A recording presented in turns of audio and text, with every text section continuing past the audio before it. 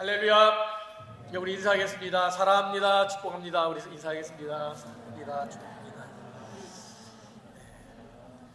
반갑습니다. 네, 오늘은 저희가 베이직 크리스찬리티 성도의 기본적인 삶의 모습에 있어서 믿음에 대해서 생각해보는 시간을 가지려고 합니다. 설교를 시작하기 전에 잠깐 믿음에 관한 유명한 영상 하나를 보도록 하겠습니다. 아마 너무 유명해서 한국에서는 아주 화제가 됐던 영상인데 아시는 분도 있겠지만 영상을 보시면서 내가 믿는 믿음과 이들의 믿음이 어떤 차이가 있는가, 어떤 공통점이 있는가라는 것을 좀 생각해보는 그런 시간을 가졌으면 좋겠습니다. 네.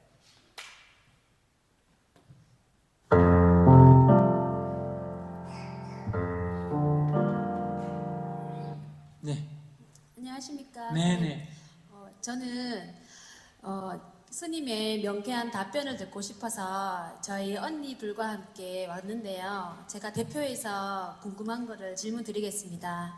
저는 내년이면 10년이 되는데 저희 친정 어머니께서 갑작스러운 사고로 돌아가셨는데요.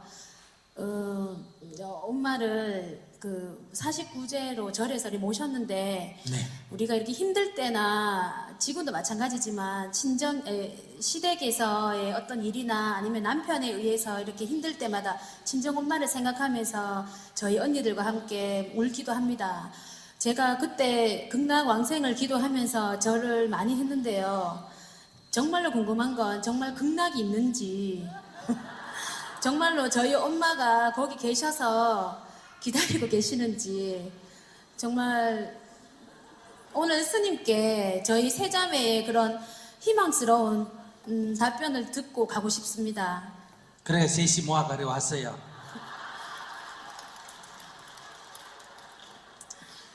자, 네 하는 말 따라 하세요. 네, 믿는 자에게 복이 있나니, 믿는 자에게 복이 있나니, 믿는 자에게 복이 있나니 믿는 자에게 복이 있나니, 천국이 너희 것이니라. 천국이 너희 것이니라. 믿는 자에게 복이 있나니 저에게 복이 있나니, 천국이 너희 것이니라. 천국이 너희 것이니라. 예, 답이 됐어요. 안 됐어요. 근데 스님 그거는 교회에서 하시는 말씀 아니세요? 저는 절에 다니면서 이렇게 스님들이 하시는 그런 말씀을 듣고 싶었습니다. 아니 지금 스님이 얘기하잖아. 스님이. 아니 스님이 얘기했는데 목사가 얘기한 얘기도 아닌데 왜 그래? 그러니까 믿는 자에게 복이 있나니 천국이 너희 것이니라. 이게 뭐예요? 극락이 있고 우리 어머니 극락에 갔다고 믿으면 누구한테 복이 된다? 자기한테 복이 된다. 그 얘기인데 이게 꼭 그렇게 해야 알아들어져요. 그러니까 네. 극락이 있는지 없는지 따지지 말고 돌아가셨잖아, 그죠? 네, 돌아가셨는데 어머니 지옥 갔을 거다. 그럼 마음 편해요, 안 편해요? 안 편하죠. 그 다음에 아무것도 없다면 헛되잡고 아무것도 없다 이러면 좀 허전해요, 안 해요? 허전한데요. 그래. 예. 꿈에서도 안 들어봐. 나타나십니다. 어디 가셨는지. 우리 어머니 극락 가셨다. 극락은 여기보다 좋은데요, 나쁜데요? 좋은데. 예, 좋은데 가셨다 하니까 그런 데는 빨리빨리 가는 게 나아요? 안 가고 여기 있는 게 나아요? 빨리 가시는 게 나으시죠. 예. 근데 그 좋은 데 있으면 됐지. 자꾸 여기 오는 게 나아요? 그만 가만히 계시는 게 나아요? 근데 거기 계시는지 알 수가 없잖아요. 그래서 내가 앞에 뭐라 그랬어요? 믿는 자에게 천국이 있나니. 알겠습니다. 믿는 자에게 복이 있나니. 자기가 안 믿으니까 지금 자꾸 저렇게 머리가 아픈 거예요. 그러니까 믿으세요. 오늘부터 아시겠죠? 네, 감사합니다. 그러니까 네. 지옥에 갔다 이렇게 믿는 게 속 편하겠어요? 아닙니다. 아무 데도 못 가고 뭐 없어져 붙다 이게 속 믿겠어요? 아닙니다. 땅 속에 막 그 습기 찬데 그 묻혀 있다 이래야 속이 시원하겠어요? 아닙니다. 좋은 데 가서 극락에 가서 즐거운 데 사신다 이러면 기분이 좋아요, 안 좋아요? 좋습니다. 그럼 자주 오는 게 좋아요, 안 오는 게 좋아요? 안 오시는 게 좋으시죠. 그렇지. 근데 왜 자꾸 꿈에 오라 그래?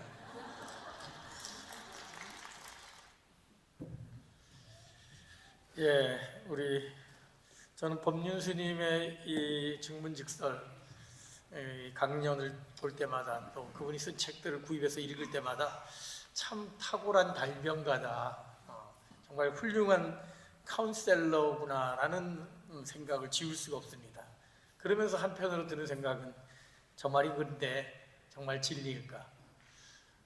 저분이 이야기한 것처럼 믿는 자에게 복이 있어서 천국이 저희 것이라 그랬는데, 천국이 있고 없고가 중요한 게 아니라 그거 그냥 믿기만 하면 네가 복이 있으니까 그렇게 믿고 살라라고 하는 그 말이 과연 진리일까? 과연 여러분들의 믿음은 저 법륜 스님과 세자매의 믿음과 얼마나 차이가 있는지 한번 생각해 봐야 되지 않을까 생각을 해보게 됩니다. 천국이 있든지 없든지, 예수 믿고 구원을 받든지 안 받든지가 중요한 게 아니라 그걸 믿음으로 말미암아 내 마음이 편하면 된다라는 생각이 우리를 신앙생활을 하면서도 때로는 기쁘게 했다가도 때로는 절망스럽게 만드는 그런 요인은 아닌가 하는 그런 생각을 해보게 됩니다. 내가 믿는 믿음이 과연 세상이 말하는 믿음, 또 저 법륜이 말하는 믿음과 얼마나 차이가 있는 것인지, 어느 것이 진짜 믿음이고 가짜 믿음인지를 생각해 보지 않은 채 그냥 있으면 되지, 믿으면 되지 라는 마음으로 살아간다면 결국은 결정적인 순간에 그 믿음은 무너질 수밖에 없습니다. 제가 신앙생활하면서 여러 훈련들을 진행해 오면서 가장 중요하게 생각했던 것은 뭐냐면, 하나님과 여러분과의 개인적인 만남이 없는 가운데 그저 누군가에 의해서 세뇌되어진 믿음, 부모로부터 친구로부터 들려진 그 믿음을 자기의 것으로 착각하고 신앙생활하는 사람들은 결국 결정적인 순간에 무너질 수밖에 없다는 사실을 알기에 하나님과의 1대1의 만남을 갖는 것을 계속해서 강조해 왔습니다. 그래서 제가 무엇보다도 강조하는 것이 큐티 훈련 학교를 통해서 그냥 주일날 잠깐 설교 듣는 것으로 끝나는 것이 아니라 매일 매 순간 하나님과의 1대1의 만남을 통해서 하나님의 음성을 듣는 것, 하나님의 뜻을 발견하는 것, 그래서 하나님과 함께 동행하는 것이 어떤 것인지를 경험하지 못한 채 그저 주일에 한 번 와서 예배드리는 것을 만족한다면 그것은 바리새인과 별반 다를 바 없는 종교인에 머물고 말 것이라는 사실을 알았기에 이 큐티 훈련 학교를 통해 1대1의 훈련을 갖는 것을 강조해 왔던 것이죠. 그리고 최근에 풍성한 삶의 초대라는 훈련 프로그램을 발견하면서 이것이야말로 오늘 한국 교인들에게 가장 필요한 훈련이 아닌가 하는 생각을 하게 되었습니다. 왜냐하면 그 훈련은 제가 했던 대부분의 훈련들과 다르게 반드시 그 훈련은 1대1로 시작을 합니다. 훈련자와 피훈련생이 함께 1대1로 복음에 대해서, 진리에 대해서 나누게 되는 것이죠.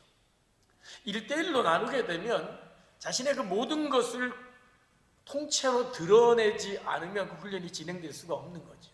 1대1의 만남을 통해서 그 사람이 갖고 있는 신앙이 어떤 신앙인지, 그가 갖고 있는 믿음이 진짜인지 가짜인지가 그대로 드러나게 되는 것이죠. 제가 예전에 한국에 있던 교회에서 마지막으로 실행했던 이 훈련이 바로 풍성한 삶의 초대인데, 저도 이 훈련을 안 받아서 그 훈련을 받은 전문가인 목사를 초대해서 그 목사에게 훈련을 맡겼습니다. 그랬더니 놀라운 변화들이 일어나는데, 심지어 어떤 안수 집사님은 내가 믿는 믿음이 이런 믿음인지 몰랐다라고 고백하면서 솔직하게 그렇게 고백하더래요. 만약에 이게 진짜 믿음이라면 나는 예수 믿는 걸 다시 한번 생각해 봐야겠다고. 안수 집사일 때 성경을 통해 믿음에 대해 진실하게 깊이 있게 공부하고 난 다음에 솔직한 그의 고백은 뭐냐면, 이게 진짜 믿음이라면 나는 예수 믿는 걸 다시 한번 생각해 봐야겠다. 자신이 없다. 그렇게 고백하더라는 것이죠. 그분은 그것을 통해 믿음의 재발견이 이루어진 것이죠. 단순히 그저 교회 생활하면서 형식적인 어떤 종교 생활이 신앙이 아니라는 것, 믿음이 아니라는 걸 깨달은 거예요.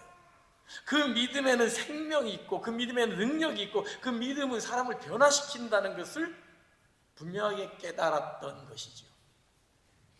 큐티 훈련 학교에서도 마찬가지로 이 믿음에 대해서 공부를 합니다. 제1과가 믿음의 본질입니다. 큐티 훈련 학교에서 1과로 믿음의 본질을 공부하는 분명한 이유가 있습니다. 알게 모르게 어렸을 때부터 신앙생활을 하는 사람들에게 있어서는 가짜 믿음, 종교가 진짜 믿음인 줄로 착각하고 살아가게 만드는 것이 있다는 것이죠.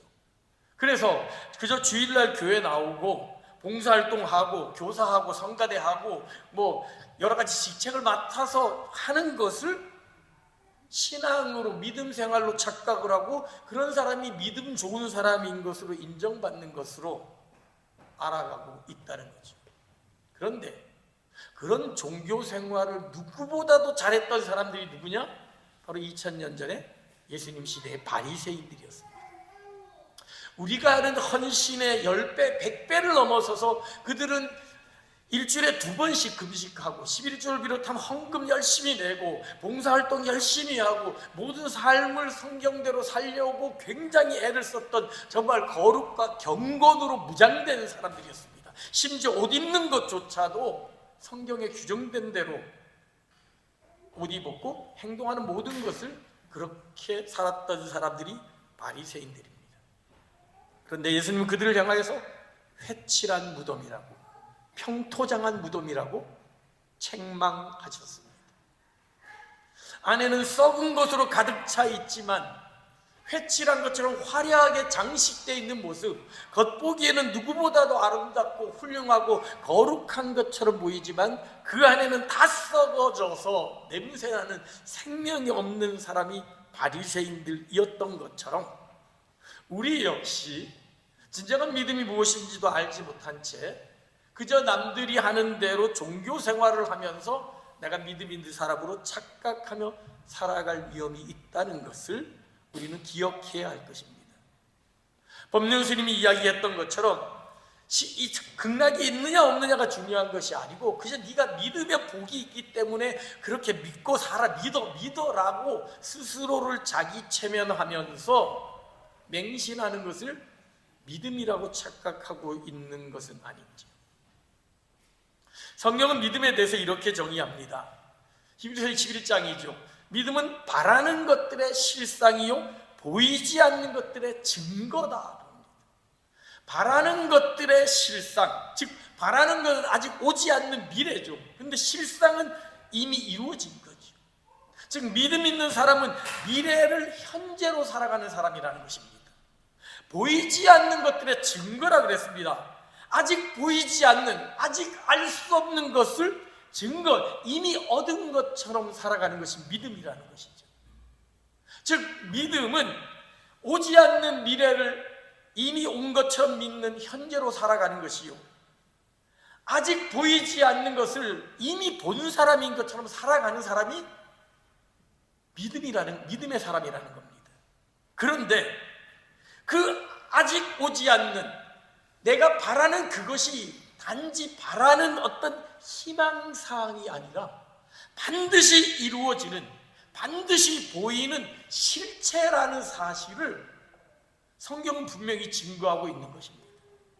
그래서 믿음의 수많은 위인들은 아직 오지는 않았지만, 지금은 보이지는 않지만 그것이 반드시 이루어질 것을 믿고 믿음으로 그 길을 걸어갔고 그 길 끝에서 바로 하나님이 약속하신 그 약속을 삶으로, 몸으로 실천해 냈던 것이죠. 그래서 홍해가 갈라졌고, 그래서 여리고성이 무너졌고, 그래서 오병이어의 기적이 일어났던 것이죠. 수많은 성경의 기적들은 믿음이 없는 사람의 눈에 보기에는 있든지 없든지 알 수 없는 불확실한 미래에 불과합니다. 그래서 그 불확실한 미래를 오든지 말든지 있든지 없든지 상관하지 말고 그저 내가 복받기 위해, 내 마음의 위안을 얻기 위해 있다라고 그렇게 생각하고 가정하고 추측하고 그런 가운데 믿으면 네 삶이 평안해지고 네 삶이 위로가 될 거다라고 사람들은 그렇게 우리를 유혹합니다. 그러나 겉보기에는 그 모습이 비슷하죠. 실체가 있다는 것을 믿고 그렇게 살아가는 사람과 실체가 있는지 없는지 알 수 없지만 그렇다고 믿으면 내 마음이 편하니까 그렇게 믿음 생활해가는 사람은 평상시에는 똑같아 보이지만 결정적인 위기가 닥칠 때는 그들의 삶은 완전히 다른 반응을 보이게 되는 것이죠. 그래서 오늘 저희는 진짜 믿음이 뭔지, 법륜이 이야기하는 그런 있든지 없든지와 상관없이 그냥 마음속으로 믿고 싶은 것을 믿는 그런 가짜 믿음이 아니라 정말 성경에서 이야기하는, 오늘 본문에서 이야기하는 믿음으로 믿음에 이르게 한다는 그 믿음이 무엇인지에 대해서 이 시간 잠시 생각해 보려고 합니다. 세상을 살아가다 보면 사람들이 믿는 다양한 믿음의 종류들을 보게 됩니다. 가장 대표적인 것이 미신이지요. 샤머니즘입니다. 아무런 근거도 없는 헛된 것을 믿는 겁니다. 그냥 눈 감고 귀 막고 그냥 믿는 거죠. 남들이 그렇게 했으니까 그런가 보다 하고 믿는 거죠. 한국의 미신들 어떤 거 있죠? 빨간색으로 이름을 쓰면 어떻게 돼요? 우리 아이들 모르지? 빨간색으로 이름 쓰면 죽는다 그래가지고 절대 못 쓰게 했어요. 숫자 4는 죽음을 의미한다 그랬습니다. 그래서 한국에는 아직도 병원에 4층이 없습니다. 옛날에는 3층도 하면 5층이었고요. 요즘엔 F라고 표시하기도 하더라고요. 남녀가 사귀다가 신발을 선물하면 어떻게 해? 도망간다 그러죠. 문지방 밟으면 재수 없다고, 절대 문지방 못 밟게 하는, 이런 모든 것들이 다 미신이지요. 스웨덴에도 있더라고요. 저 몰랐는데 어제가 우리 둘째 생일이었는데 케이크를 잘랐어요. 그래서 케이크를 잘라가지고 나눠주는데 그 얘기를 하더라고요. 이 케이크, 조각 케이크를 나눠줄 때 이걸 쓰러뜨리면 어떻게 돼요? 결혼 못한대요. 예, 결혼 못한대요. 저도 이게 스웨덴에서 그런다 그러더라고요. 아마 유럽에서 그러겠죠. 그래서 케이크를 줄 때는, 이미 결혼한 사람들은 뭐 상관없지만 줄 때 반드시 쓰러뜨리지 않고, 이런 게 다 뭐예요? 미신이죠. 아무런 근거도 없이 그냥 그렇다 그러니까 그런가 보다 하고 믿는 거예요. 근데 이 미신이 한 걸음 더 나가면 뭐가 돼요? 맹신이 됩니다. 바라고 싶은 걸 그렇게 믿으라 그러는 거예요. 무조건 있든지 없든지 믿기만 하면 된다라는 거죠. 그래서 우리는 어릴 적 성황당에 물 떠놓고 비는 할머니, 우리 손자 잘 되게 해달라고, 우리 아이들 병 낫게 해달라고, 지극정성이면 천지도 신명도 감동 받을 거다, 지성이면 감천이다, 우리가 지극히 정성을 쌓으면 하늘도 감동해서 결국 이루어질 것이라는, 그걸 우리는 믿음으로 생각을 하죠. 믿음의 대상도 없고 믿음의 내용도 없습니다. 그죠? 비나이다 비나이다 비나이다 비나이다 하면 이루어질 거라고 믿는 것을 우리는 믿음이라고 착각해 왔던 것이죠. 바로 이런 믿음을 가진 사람, 이런 맹신을 가진 사람들이 이단이나 사이비교주에 쉽게 넘어갑니다. 자기의 생각도 알지 못한 채, 정확한 믿음의 내용도 알지 못한 채 맹신으로 거듭하다 보면 그게 뭐가 돼요? 광신이 되는 거죠. 광적인 신앙이 되어버리는 거죠. 이 광신은 미신과 맹신의 결합입니다. 믿음의 내용도 믿음의 대상도 없이 그저 자기가 믿고 싶은 것을 믿는 것이 지극하게 과도하게 반응하다 보면 결국 이단에 빠지게 되는 거죠. IS 같은 이슬람 테러리스트 같은 경우도 바로 그런 경우라고 할 수 있을 것입니다. 그런데 다른 한편에서 보면 우리가 믿는 우리 그리스도인, 우리 기독교도 사실은 광신입니다. 진정한 믿음의 사람은 광신의 사람입니다.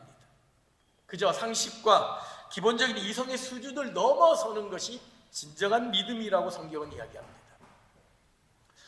바울이 포로로 끌려가서 로마의 지방 황제에게 신문을 받게 됩니다. 그때 바울이 베스도라는 이 왕에게 자신의 신앙을 고백하면서 예수 그리스도의 죽음과 부활에 대해 설명을 합니다. 그 얘기를 쭉 듣던 베스도가 나중에 이렇게 소리를 지릅니다. 바울이 이같이 변명하며 베스도가 크게 소리내어 이르되, 바울아, 내가 미쳤도다. 내 많은 학문이 너를 미치게 한다. 바울의 이야기를 듣고 보니 도무지 이거는 이성으로, 상식으로, 경험으로 이해할 수 없는 이야기들 하는 거죠. 하나님이 사람이 되었고 그것도 처녀의 몸으로 태어났고 인간과 똑같이 살다가 저주의 형태로 십자가에 달려 죽었는데 그것도 모자라 사흘 만에 부활했고 그 부활한 예수를 바울이 만났다라는 이야기를 들으니 도무지 인간의 상식으로 이성으로 이해할 수 없는 그 이야기에 베드로는 결국 바울을 향해 미쳤다라고 그렇게 말하는 것이죠. 그렇습니다. 사람들은 자신의 이성과 자신의 상식, 경험을 넘어가는 믿음에 대해서는 광신이라고 이야기합니다. 세상 사람들이 바라보기에는 우리 믿는 사람들이나 이슬람 테러리스트나 신천지에 빠진 사람이나 다 똑같아 보인다는 거죠.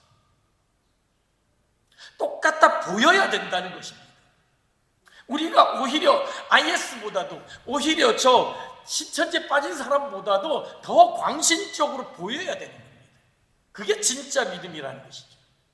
그런데 그 광신과 우리의 믿음, 참 믿음, 확신의 차이는 뭘까요? 감리교를 창시한 존 웨슬레가 열정의 본질이라는 설교에서 광신에 대해서 이렇게 말했습니다. 하나님을 알지 못하는 세상 사람들은 바울의 종교에 속한 자, 우리 기독교죠. 기독교를 인들을 미쳤다라고 말합니다. 물론 그런 소리를 듣지 않는 종류의 그리스도인도 있습니다.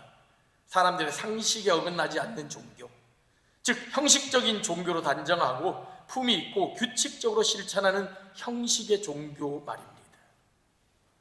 그러나 만일 여러분이 마음의 종교를 지향한다면, 진정한 종교를 지향한다면, 그래서 성령 안에 있는 의와 평강과 기쁨에 대해 말하기 시작한다면 머지않아 여러분은 분명 이런 비난 앞에 서게 될 것입니다. 내가 미쳤구나. 존 웨슬리가 이야기하는 것이 무엇인가요? 진정으로 기독교를 받아들인다면, 진정으로 진리를 발견한 사람이라면 세상 사람들로부터 내가 미쳤다라는 반응을 받게 된다는 것입니다. 왜냐하면 그들의 사고, 그들의 이성, 그들의 경험으로는 도무지 이해할 수 없는 것이 우리 그리스도인들의 삶의 모습이기 때문에 그렇습니다. 그렇습니다. 우리 그리스도인들은 미친 사람들입니다. 초대교회에 이런 미친 수많은 사람들이 헌신하고 희생하고 손해보고 불편한 삶을 통해서 결국 그 거대한 로마 제국을 무너뜨렸던 것이지. 더 많이 가지려 하고, 더 앞서려고 하고, 지배하려고 하고, 더 높아지려고 하는 세상의 가치와는 정반대로 더 낮아지고, 더 희생하고, 더 손해보고, 더 불편한 삶을 통해서 나보다 다른 사람을 위한 삶을 살아가기를 좋아하는 그 그리스도인들의 모습을 보고 사람들은 미쳤다라고 이야기하죠. 그렇게 해서 어떻게 하냐고. 너 자신은 안 챙기고 남만 챙기면 어떡하냐고. 지금 나이에 그것밖에 없으면 어떻게 하냐는 수많은 소리를 들으면서도 그 가운데서도 나누고 베푸는 삶을 통해 세상을 변화시켰던 것이죠. 로마가 무력으로 칼과 창으로 세상을 정복했다면 기독교는 사랑으로, 섬김으로 세상을 변화시켰던 것이죠. 세상이 우리를 향하여 미쳤다라고 말하는 이유에 대해서 존 웨슬리 목사님은 이렇게 말합니다. 세상은 우리의 무엇을 보고 미쳤다고 말합니까? 영원한 것들에 대한 끈질긴 추구, 보이지 않는 것들에 대한 거룩한 확신, 하나님의 사랑 안에서의 기쁨, 하나님에 대한 행복하고도 거룩한 사랑, 우리가 하나님의 자녀라는 우리 영혼에 대한 성령의 증거 같은 것들은 우리가 미쳤다는 결정적인 증거로 간주합니다. 보이지 않는 것들에 대한 거룩한 확신, 영원한 것들을 추구하는 그 끈질김, 하나님의 사랑 안에서의 그 기쁨, 그것이 세상이 우리를 보고 미쳤다라고 하는 거죠. 세상은 보이는 것에 미쳐 있습니다.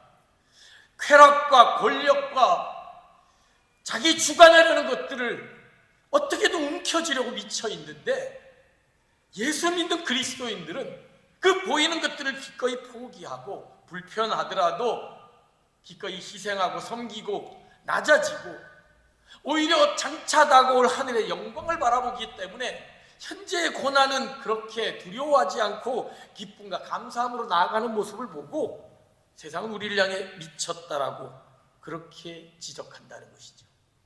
그렇습니다. IS나 신천지에 빠진 이단도 미쳤지만 우리도 미쳤습니다. 그러나 근본적으로 다른 것이 있습니다. 이단이나 IS 빠진 사람들은 자기 유익과 만족을 위해 미칩니다. 거짓 사이비 교주의 가르침에 미칩니다. 그것을 통해 더 얻으려고 그러고 자기의 힘을 더 나타내려고 하고 영향을 더 벌입니다. 그러나 그리스도인들은 반대입니다.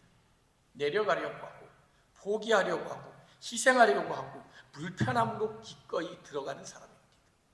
예수를 믿으면 믿을수록 겸손해지고 예수를 믿으면 믿을수록 자기 것을 포기하는 것이 진정한 기독교라는 것이지. 그래서 교회 안에서 가장 존경을 받는 사람은 초신자이고 어린아이이고 병약한 노인들이 가장 존경받고 가장 인정받는 것이 바로 교회라는 것이죠. 세상을 가진 자가 힘 있는 자가 더 배운 자가 주관한다면 교회는 오히려 가장 낮고 연약한 자가 존중을 받는 것, 그것이 바로 하나님의 나라 교회라는 것이죠. 안타깝게도 신앙생활을 오래 했다라고 하는 진정한 신앙인이 모였다라고 하는 그런 교회에서조차도 이런 거짓된 광신으로 가득 찬 교회들을 보게 됩니다.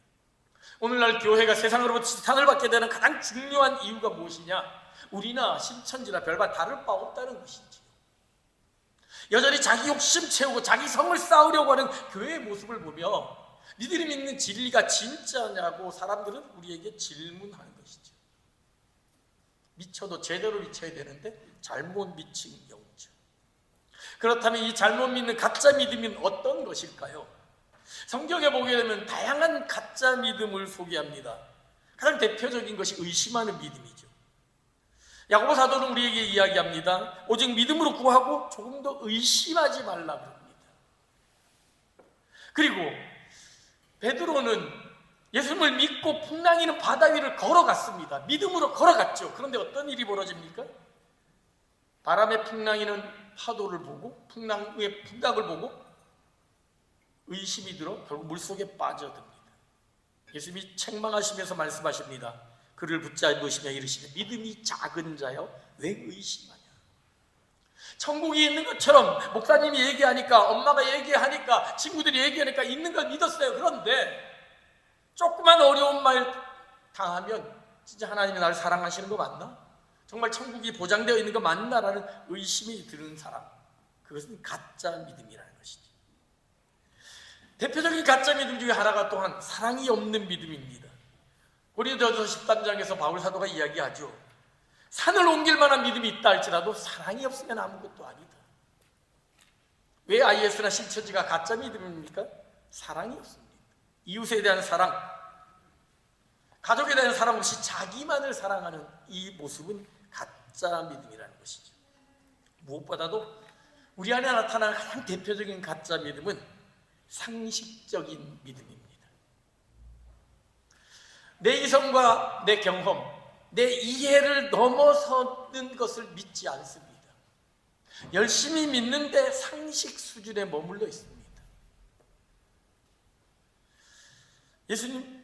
예수님의 십자가의 고난, 예수님이 하신 일들 믿습니다. 그런데 오병이어의 기적은 믿지 못하는 거죠. 예수님의 죽음은 믿습니다. 우리를 위해 고귀한 희생이구나. 그런데 예수님의 부활은 믿지 못하는 것이죠. 그러기에 우리의 신앙생활은 늘 상식 수준에 머물러 있는 거예요. 헌신해도 내가 할 수 있는 만큼만, 희생해도 내가 할 수 있는 만큼만, 다른 사람을 용서해도 내가 이해할 수 있는 만큼만 나아가지, 더 이상은 나아가지 않는 사람이죠. 바울 사도가 이야기합니다. 그리스도께서 만일 다시 살아나실 일이 없으면 너희의 믿음도 헛되다. 그리스도의 부활, 우리가 이해할 수 없는 인간의 이성과 과학으로 이해할 수 없는 것을 믿지 않는다면 그 믿음은 헛된 거라는 것이지. 내가 모든 것을 버려도 하나님은 다 주신다는 것, 성경에서 보게 되면 죽어도 살아난다는 것, 버려도 다 모든 걸 얻는다는 것, 가장 낮은 곳으로 내려갔을 때 가장 높은 곳으로 올리신다는 이해할 수 없는 이 많은 일들을 믿지 못한다면 그 믿음은 가짜 믿음이라는 것이죠. 진정으로 우리의 상식을 뛰어넘는, 우리의 이성을 뛰어넘는 그 십자가의 부활을 믿는다면 잠깐 손해보고 잠깐 힘들고 잠깐 자존심 상하고 잠깐 가난하고 불편한 것들이라 할지라도 기꺼이 감내할 수 있을 것입니다. 죽음을 이기시는 하나님의 능력이 있다는 걸 진정으로 믿는다면 죽음보다 못한 그 수많은 것들을 우리가 어떻게 포기하지 않을 수 있겠습니까? 상식에 머물러 있을 때 교양이 있어 보이고 괜찮아 보이고 나름 거룩하고 정결한 사람인 것처럼 보이지만 결정적인 순간에는 결국 믿음 앞에 넘어질 수밖에 없을 것입니다. 결국 그런 사람은 입으로는, 생각으로는 믿음 있는 모습을 보이지요. 그러나 구체적인 삶의 열매들이 나타나지 않습니다. 그래서 야고보 사도는 우리에게 경고하기를 영혼 없는 몸이 죽은 것 같이 행함이 없는 믿음은 죽은 것이다라고 이야기합니다. 그 믿음은 반드시 행함으로 나타난다는 것이죠. 예수 그리스도의 죽음을 믿고 예수 그리스도의 부활을 믿는다면 기꺼이 죽음의 자리로 나아간다는 거죠. 낮은 자가 높아진다는 걸 믿는다면 사람들이 인정해 주지 않는더라도 그래도 가장 낮은 곳으로 기꺼이 내려가는 사람이라는 것이죠. 섬기는 자가 복이 있다는 것을 분명히 믿는다면 자존심 상한다 할지라도 나보다 덜 배우고 나보다 덜 가지고 나보다 더 무식한 것 같지만 그래도 그 사람 앞에 순종하고 섬기는 모습을 보인다는 것이죠. 지난 시간 살펴보았던 것처럼 나무는 열매로 알기 때문입니다. 시간이 지나면 그 믿음의 열매는 반드시 나타나게 된다는 것이죠. 그래서 야고보 사도는 이렇게 말합니다. 만일 형제나 자매가 헐벗고 일용할 양식이 없는데 너희 중에 누구든지 그에게 이르되 평안히 가라, 덥게 해라, 배부르게 해라 하며 그 몸에 쓸 것을 주지 아니하면 무슨 유익이 있으리요. 이와 같이 행함이 없는 믿음은 그 자체가 죽은 것이다. 가난한 형제 자매에게 말로는 아이고 식사 잘 하십시오, 맛있는 거 드십시오, 누군가 도움을 줄 겁니다 라고 말만 하고 아무런 도움을 주지 않는다면 그건 가짜 믿음이라는 것이죠. 삶의 열매가 나타나지 아니하고 주일날 예배 드릴 때 눈물 콧물 흘리면서 감사합니다 아멘 할렐루야 하다가도 뒤돌아서면 다른 사람에 대해서는 전혀 관심 없고 그저 내 자신의 유익과 만족을 위해 그저 이존투구하는 모습이라면 그 사람의 믿음은 가짜라는 것이죠.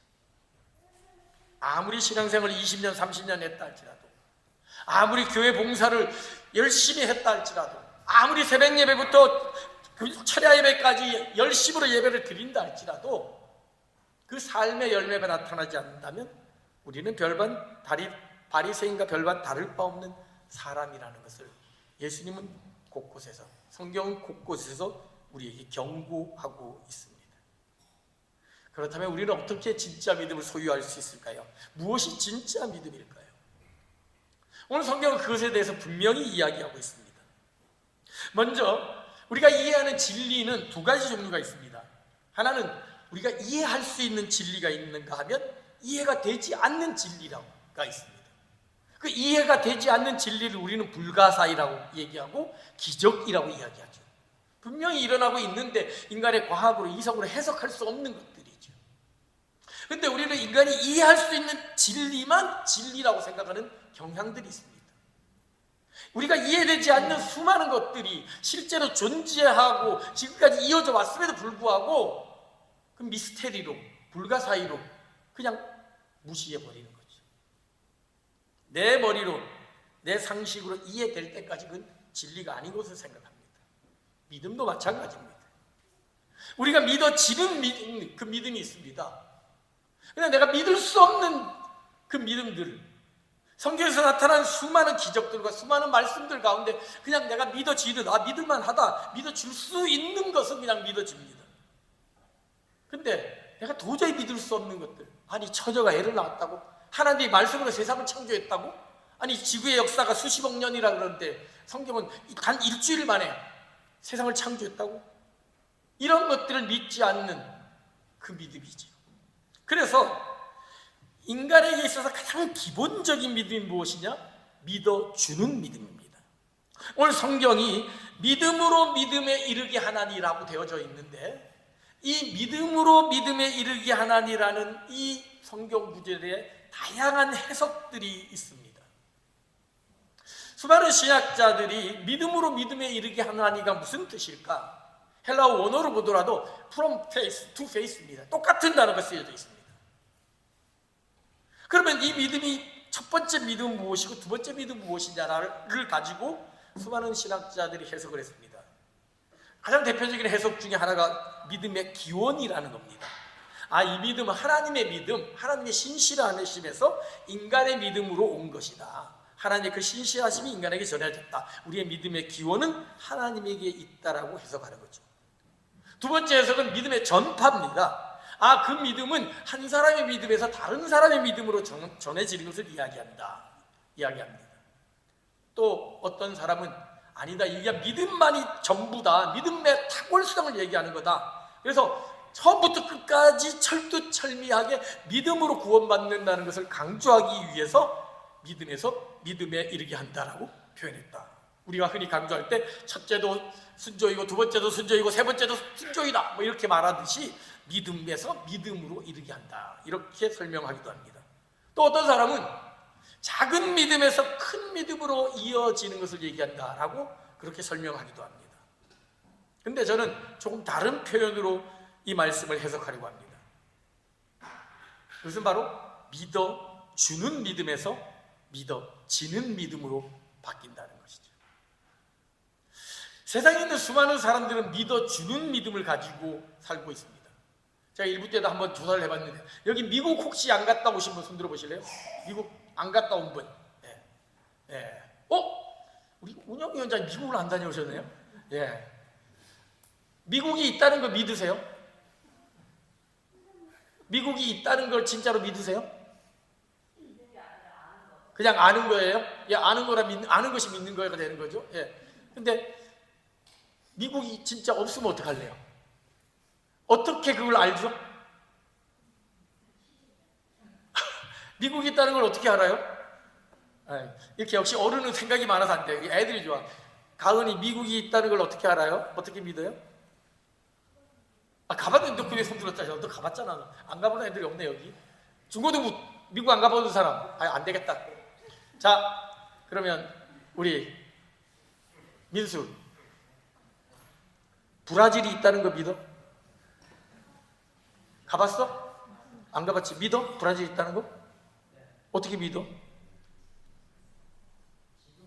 지도에 보여요. 지도를 가짜로 제작했으면? 또 브라질 사람을 만났어 이럴 수도 있죠. 근데 브라질 사람이 사실은 거짓말을 했다면? 역사 선생님이 가르쳤어요. 그런데 역사 선생님이 거짓말을 했으면? 똑같아요. 성경에 있는 거, 천국에 있는 거 믿어요?